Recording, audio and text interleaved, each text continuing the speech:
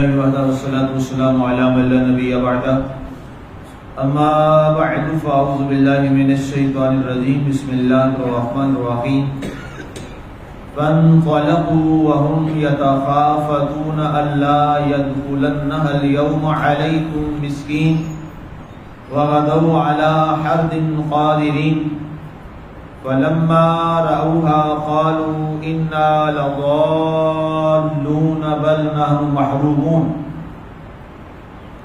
پس وہ نکل پڑے اس حال میں کہ چپ کے آپس میں باتیں کرتے تھے کہ آج کے دن تم پر کوئی مسکین داخل نہ ہونے پائے، اور تڑکے چلے یہ سمجھتے ہوئے کہ وہ اپنے ارادے پر قادر ہیں۔ پس جب اس کھیتی کو دیکھا بول پڑے بے شک ہم بھٹکنے والے ہیں بلکہ ہم محروم لوگ ہیں۔ آج ہماری سورہ القلم کی آیت مبارکہ نمبر 27 کی تلاوت و ترجمہ کا شرف نصیب ہوا۔ سامعین، کل ہماری گفتگو یہ چل رہی تھی کہ جب وہ لوگ، وہ اصحاب الجنہ باغ والے لوگ سویرے اپنی کھیتی کو جا رہے تھے کہ وہ اپنی فصل کو وہاں سے سمیٹیں، اس کے بعد رب ذوالجلال نے ارشاد فرمایا، آج کی آیت مبارکہ جہاں سے ہم نے آغاز کیا، فرمایا فانطلقوا، پس یہ لوگ جب وہاں سے چل پڑے، نکل پڑے، وہم یتخافتون، اور ان کا عالم یہ تھا کہ یہ چپکے اور چھپے آہستہ ڈرے آپس میں باتیں کر رہے تھے۔ اس کا پس منظر میں نے پرسوں کے درس میں اشارتاً یہ بات کی تھی کہ وہ لوگ یہ چاہتے تھے کہ جب ہم یہاں سے فصل سمیٹنے جائیں تو ہم خاموشی کے ساتھ یوں جائیں کہ کسی مسکین کو یہ پتہ نہ چلے، غریب کو، کہ ہم اپنی فصل کو سمیٹنے جا رہے ہیں۔ تو قرآن نے ان کے اس امر کو بھی یہاں ذکر کیا یتخافتون کے لفظ سے، کہ وہ ڈرے ہوئے اس بنیاد پر تھے، اس لیے خاموشی کے ساتھ وہ جا رہے تھے، سہمے ہوئے تھے کہ کہیں ہمارے جانے کی خبر جو ہے وہ غریبوں اور مسکینوں تک نہ پہنچ جائے۔ اللہ یدخلنها اليوم، قرآن نے خود اس کی آگے پھر تفسیر اور وضاحت بھی فرمائی کہ ان کا مقصد یہ تھا، اور ڈرے ہوئے اس لیے تھے کہ آج کے دن تم پر کوئی مسکین نہ داخل ہو جائے۔ آج تمہاری فصل کو سمیٹتے ہوئے، آج تمہارے انگوروں کے باغ کو سمیٹتے ہوئے کوئی ایسا نہ ہو کہ مسکین وہاں پر پہنچ جائے ہماری آواز کو سن کر۔ وَغَدَوْا عَلَىٰ حَرْدٍ قَادِرِينَ، اور صبح تڑکے یہ سمجھتے ہوئے وہ اپنے ارادے پر قادر ہیں، اور یہ اس بات کو لے کر وہ چلے کہ جب راستہ انہوں نے کافی طے کر لیا تو انہوں نے یہ یقین کر لیا کہ آج کوئی بھی ہمارے ارادے کے اندر خلل نہیں ڈال سکے گا، اور جس ارادے کے لیے ہم آج جا رہے ہیں لگتا یہ ہے کہ آج ہم اپنے ارادے میں اور اپنے مقصد میں کامیاب ہو جائیں گے۔ یہ بات لے کر وہ چلے۔ رب ذوالجلال نے ان کے اس ارادے کے بعد اور اس کے عمل کے بعد کیا پھر ارشاد فرمایا، اس بات کی وضاحت فرماتے ہوئے فَلَمَّا رَأَوْهَا، پس جب اس کھیتی کو دیکھا، قَالُوا إِنَّا لَضَالُّونَ، کہنے لگے کہ ہم بھٹکنے والے ہیں۔ اس کا مطلب کیا ہے؟ کیونکہ اندھیرا تھا اور ابھی سورج جو ہے وہ پورا طلوع نہیں ہوا تھا، ابھی صبح کا وقت تھا، اور یہ لوگ جب اپنے اس باغ میں پہنچے تو میں نے جیسے عرض کیا کہ وہ باغ تباہ ہو چکا تھا، وہ باغ جس پر طوفان آ چکا تھا، اور اس کی بیلیں جو ہے وہ بھی تہس نہس ہو چکی تھی، پھل سارا برباد ہو چکا تھا۔ اب جب یہ اس باغ میں پہنچے تو ظاہر ہے ان کے دماغ میں تو وہ ایک باغ تھا کہ جو بڑا رات کو یہ دیکھ کر گئے، ایک دن پہلے دیکھ کر گئے کہ شان و شوکت کے ساتھ بیلیں لدی ہوئی ہیں، باغ بڑا خوبصورت ہے، اس میں پھل اپنے عروج پر ہے۔ جب یہاں پر آئے اور دیکھا کہ جناب وہاں تو کچھ بھی نہیں ہے، تو ان میں سے کچھ نے یہ کہا بھائیوں نے کہ لگتا یہ ہے کہ آج ہم بھول گئے ہیں، ہم اپنے باغ کا راستہ بھول گئے ہیں، آج ہم کہاں آ گئے، یہ تو ہمارا باغ نہیں ہے۔ قرآن نے لفظ استعمال فرمایا اِنَّا لَضَالُّونَ، ہم بھٹک گئے ہیں، ہم بھول گئے ہیں. جیسے ہم ہر روز سورہ فاتحہ میں یہ الفاظ پڑھتے ہیں غیر المغضوب علیہم ولا الضالین. اے اللہ ہمیں ان لوگوں کا راستہ نہ دکھا جو لوگ تیری راہ سے بھٹک گئے، جنہوں نے تیرا راستہ بھلا دیا ہے. تو ضال کا معنی ہوتا ہے گمراہ ہو جانا، اپنے راستے سے بھٹک جانا. کوئی شخص جو ہے وہ کسی جگہ جانا چاہتا تھا اور وہ راستہ بھول گیا تو عربی زبان میں اس کو ضال کہا جاتا ہے. اس شخص کو اپنا راستہ بھول گیا یا جس جگہ وہ پہنچنا چاہتا تھا ایڈریس پر، اس ایڈریس پر نہیں پہنچ سکا تو وہ ضال ہے. تو چونکہ وہ شخص جو گمراہ ہوتا ہے وہ بھی اس راستے سے بھولا ہوا ہوتا ہے جو راستہ اسے اپنے مالک تک پہنچاتا ہے، اس لیے اسے کہا جاتا ہے ضال، اور اس کی جمع کا ہے ضالون. تو سارے اپنا راستہ ہی بھٹک گئے. یہ تو ہم کسی اور کے باغ میں آ گئے ہیں، یہ تو ہمارا باغ ہی نہیں ہے. حالانکہ انہیں معلوم نہیں تھا کہ یہ باغ انہی کا تھا، لیکن اس باغ کو اللہ نے رات ہی تباہ و برباد کر دیا. اللہ اکبر. اللہ کی یہ قدرت ہے، یہ رب کے فیصلے، یہ رب کے اپنے معاملات ہیں. بل نحن محرومون، بلکہ ہم محروم لوگ ہیں. آج ہمارا کیا ہو گیا؟ ان میں سے اب ظاہر ہے وہ سارے تو ایسے نہیں تھے کہ جو کہتے کہ جناب ہم سارے راستہ بھول گئے ہیں اور ہمیں سمجھ نہیں آ رہی.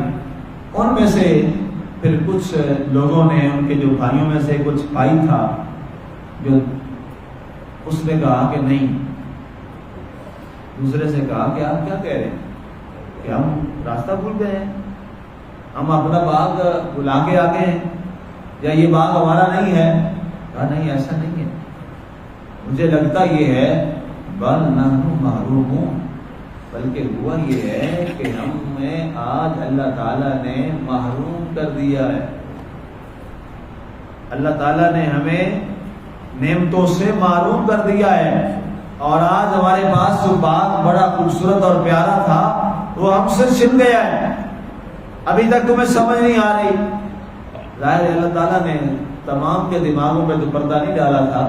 اللہ تعالیٰ انہی لوگوں میں سے کسی کے تو ظاہر دماغ کو روشن رکھا تھا اور وہ حقیقت حال کو سمجھ رہا تھا. ہوتا یہ ہے سامعین، بعض دفعہ اللہ تعالیٰ انسان کی رہنمائی کے لیے اور انسان کو تھوڑا سا الارمنٹ سچویشن دیتا ہے. الارمنٹ سچویشن کو آسان لفظوں میں اگر میں اس کی وضاحت کروں، یہ بڑا اچھا لفظ ہے انگلش کا. اردو میں اس کا مطلب یہ ہے کہ بعض دفعہ انسان جب گمراہی کے راستے پر چلتا ہے تو انسان کو اللہ تعالیٰ سمجھانے کے لیے اس کو ایک جھٹکا سا لگاتا ہے. اردو میں اس کو یوں کہیں گے، انگلش میں بڑا ہی اچھا لفظ ہے الارمنٹ سچویشن. بڑی خطرناک اور ایک سبق آموز سی صورت ہوتی ہے. اللہ تعالیٰ اس کو ایک لمحہ کے لیے کوئی جھٹکا لگاتا ہے، اور اس جھٹکے کا مقصد کیا ہوتا ہے کہ اس جھٹکا لگنے کے بعد، یہ معاملہ ہونے کے بعد وہ سمجھ جائے اور وہ لوٹ آئے اپنے مالک کی طرف. اور اللہ کرے یہ جھٹکا انسان کو لگ جائے. یہ جھٹکا بھی ہر ایک کو نصیب نہیں ہوتا، یہ صورت بھی ہر ایک کو نصیب نہیں ہوتی. بہت سے لوگ ہیں گمراہ ہوتے ہیں، گمراہ ہوتے چلے جاتے ہیں، راستے سے بھٹکتے ہیں، بھٹکتے چلے جاتے ہیں. اللہ ان کی رسی کو ڈھیلی کر دیتا ہے، رسی ان کی اور ڈھیلی ہو جاتی ہے، وہ اور گمراہ ہو جاتے ہیں. اور جن کو اللہ تعالیٰ جھٹکا لگا دے، جن کو اللہ تعالیٰ ان کی رسی کو فوراً کھینچ دے، وہ اللہ کا شکر ادا کریں کہ اللہ نے انہیں مزید گمراہ نہیں ہونے دیا، بلکہ اللہ نے انہیں فوراً گمراہ ہونے لگے تھے فوراً کھینچ دیا. بعض لوگ پریشان ہو جاتے ہیں کہ جناب دیکھو فلاں وہ آدمی ہے، وہ جناب غلط کام بھی کرتا ہے، حرام بھی کماتا ہے، یہ کام بھی کرتا ہے، یہ برائی بھی کرتا ہے، اللہ نے کبھی اس کو پکڑا ہی نہیں ہے، اور میں نے تھوڑا سا کیا اللہ نے مجھے پکڑ لیا. اللہ کا شکر ادا کر، اللہ نے تجھے تھوڑے بڑی پکڑ لیا. اللہ کو تو تجھ سے بڑی محبت ہے. جس کی تھوڑی سی برائی پر بھی اللہ اس کو پکڑ لینا، وہ اللہ کے حضور سجدہ کرے، شکر ہے میرے مالک میں تیرے شمار میں ہوں اور تو مجھ سے محبت کرتا ہے کہ مجھ سے تھوڑی سی غلطی مجھے پکڑ لی ہے. یہ اللہ کا شکر ادا کرنا چاہیے.